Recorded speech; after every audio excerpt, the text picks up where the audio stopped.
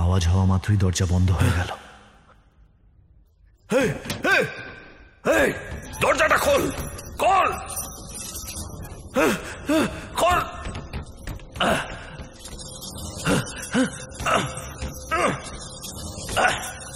চেঁচিও না, আমরা সবাই মরে যাব। খোল। তোমরা প্রত্যেকেই মরে যাবে।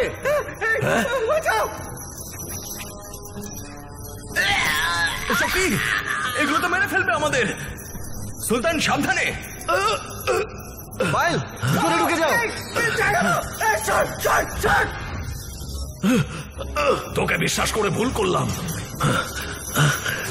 এখান থেকে কি করে বেরোবো আর্য? কোনো না কোনো পথ নিশ্চয়ই থাকবে। রাজাই জিনিসটাকে আটকাবার জন্য কোনো না কোনো উপায় নিশ্চয়ই ভেবেছিল।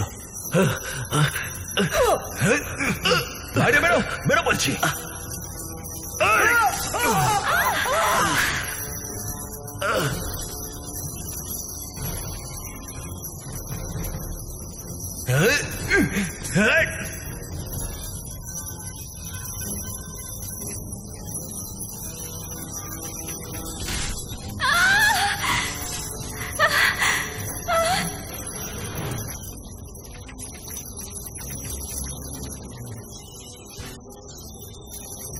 এটা আটকাবার উপায় পেয়ে গেছি। বল থেকে ওই ত্রিশূলটা বের করতে হবে, যাতে বলটা নিচে পড়ে যাবে আর তারপরে এটা থেমে যাবে। ত্রিশূলটা বের করবো কি করে?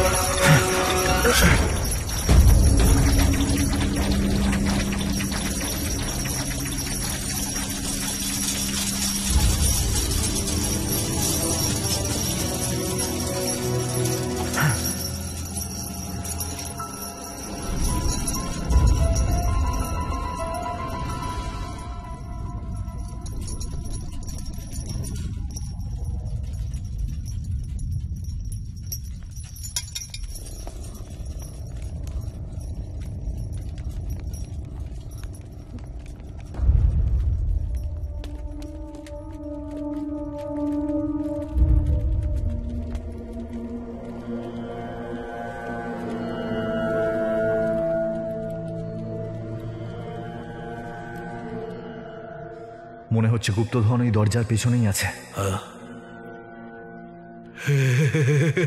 যাও, দরজাটা খোলো তাড়াতাড়ি।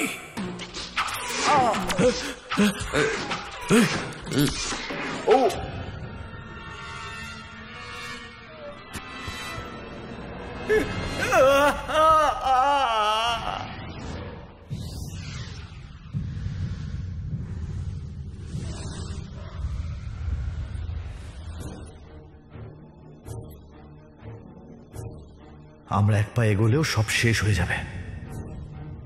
ভুল জায়গায় পা দিলেই তীর চলবে। বাঁচার কোনো উপায় দেখতে পাচ্ছি না। এই ত্রিশূলটা এটার চাবি হতে পারে।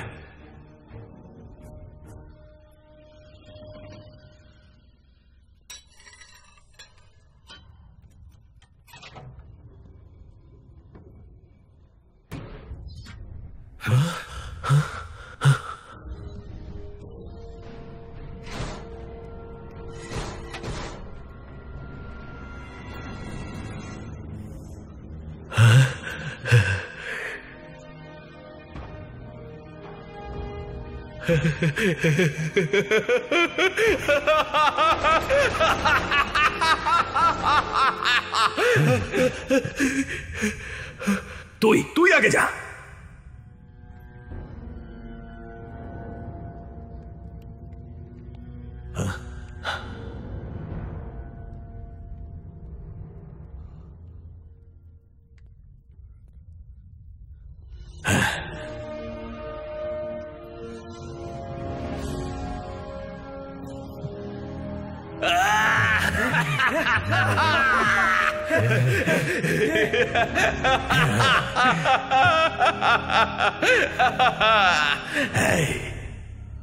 তোর কাজ এবার শেষ।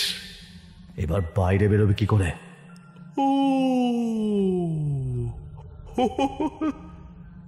এই সব গুপ্তধন পাখি হয়ে ফুর করে উড়িয়ে নিয়ে যাব, কিন্তু তোকে ছাড়বো না।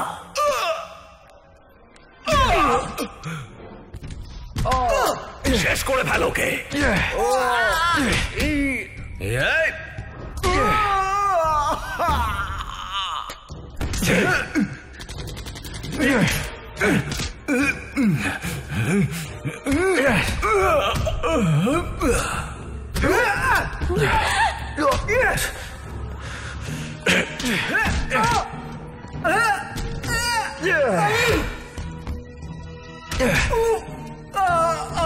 দাঁড়িয়ে দেখছো কি?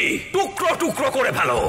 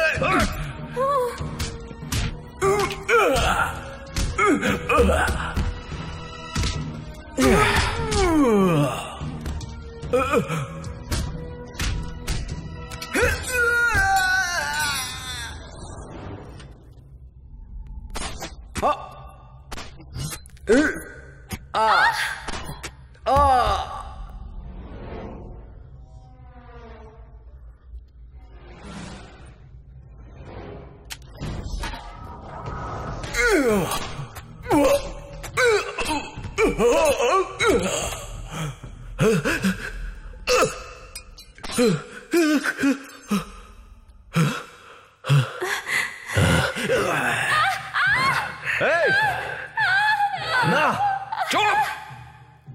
গুপ্তধন তো আমার দেখা হয়ে গেছে, কিন্তু এক মুহূর্তের জন্য তোর চোখে ভয় দেখতে চাই। সেটা এখনো দেখিনি। এবার তুই তোর প্রেমিকাকে মরতে দেখ।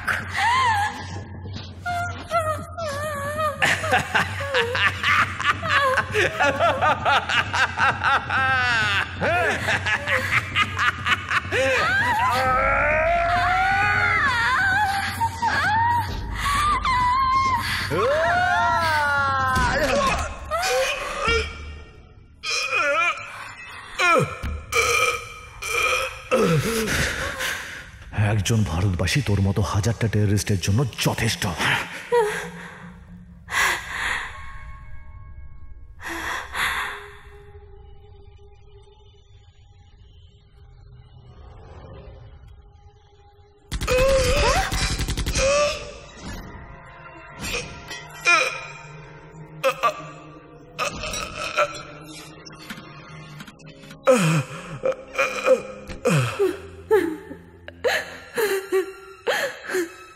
ঈশ্বরের আশীর্বাদে বেঁচে গেছি। আমি বাবার মৃত্যুর প্রতিশোধ নিতে চাই। জলের স্রোতের কারণে আমি অন্যদিকে চলে গেছিলাম। ওই নকশাতে আমি যা যা পড়েছিলাম তার সাহায্যে আমি এখানে পৌঁছেছি। ঈশ্বর তার সন্তানকে সব সময় রক্ষা করে।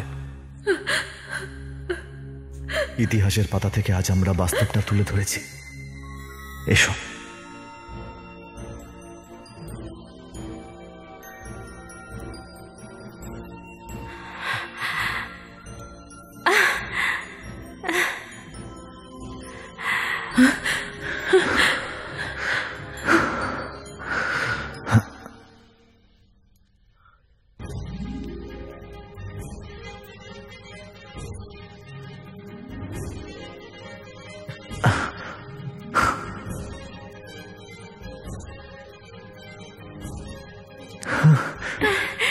হিরে পেয়ে গেছি, দাদুর কথা সত্যি ছিল।